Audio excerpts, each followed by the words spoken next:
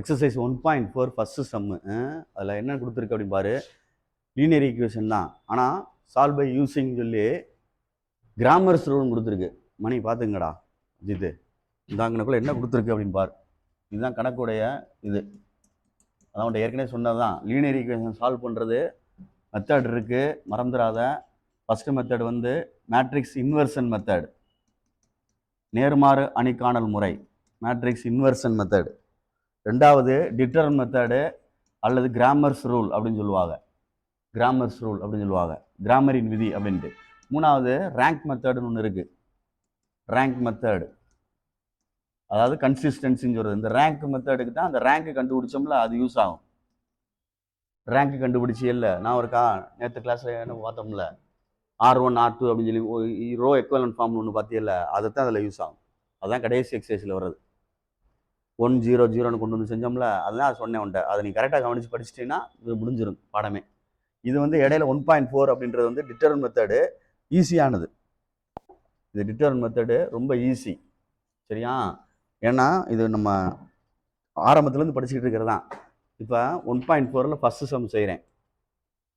இவன் ஈக்குவேஷனை எடுத்துக்கிடுவோம். First ரோமேட்டரை first 5x - 2y மணி +16 இருக்கிறத வெளியில் கொண்டு போயிரு, -16 அடுத்துக்கிட்டு பார்த்துக்குங்கடா. அடுத்து x + 3y ஈக்குவல் டு என்ன 7 +7 அப்படி எடுத்துடணும். இதுக்கப்புறம் ஒன்றுமே கிடையாது. டெல்டான்னு சொல்லுவோம்ல அது. அடுத்து ΔX அப்படின்னு கண்டுபிடிக்கணும். டெல்லுன்றது coefficient of X and Y, X மற்றும் ஒய்யின் கெழுக்களை எழுதணும். 5 -2 அடுத்து இங்கே 1 3 இதோட வேல்யூ கண்டுபிடிச்சிக்க. 5 3s are 15 minus opposite direction. அடுத்து 1 2 is 2 -2 இந்த மைனஸோட சேர்ந்தா +2 அப்போ என்ன வந்துடும் 17 அவ்வளோதான். அடுத்து இந்த காலத்தை எடுத்துரு, எக்ஸுடைய காலத்தை எடுத்துட்டு ரீப்ளேஸ் பண்ணிக்க கான்ஸ்டன்ட்டை. -16 7 -2 3 அவ்வளோதான். இப்போ 6 3s சாரி 16 3s எதுப்பா சொல்லு என்னன்னு புரியல.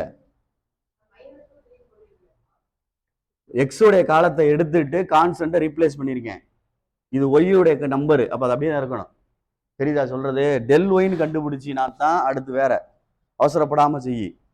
டெல் ஒய் அப்படின்னு கண்டுபிடிச்சோம்னா இந்த டெல்டாவில் தான் மாற்றணும். இதுதான் பேசிக்கு.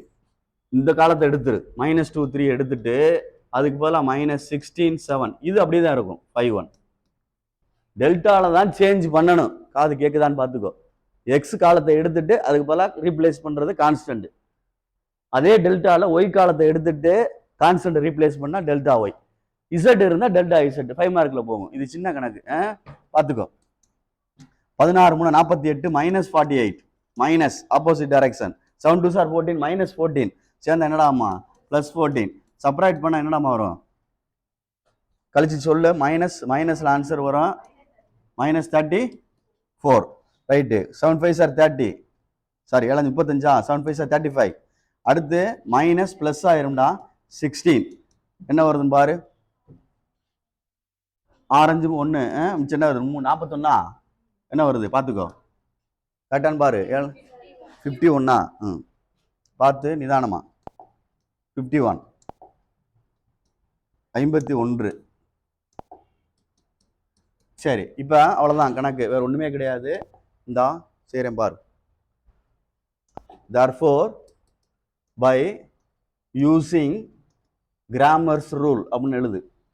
கிராமர்ஸ் ரூல் அப்படின்னு எழுதுனா கிராமரின் விதிப்படி x is equal to ΔX by delta, y equal to ΔY by delta அவ்வளோதான் கணக்கு. டெல் ஏண்டா சீக்கிரம் வந்தானடா.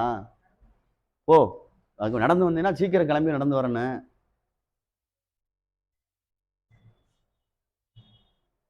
எப்போ ஒருத்தன் பஞ்சுவாலிட்டியை மெயின்டைன் பண்ணுறான் அவன் தான்டா கரெக்டாக வருவான். புரியுதான்னு பார்த்துக்கிடாமா? சரி.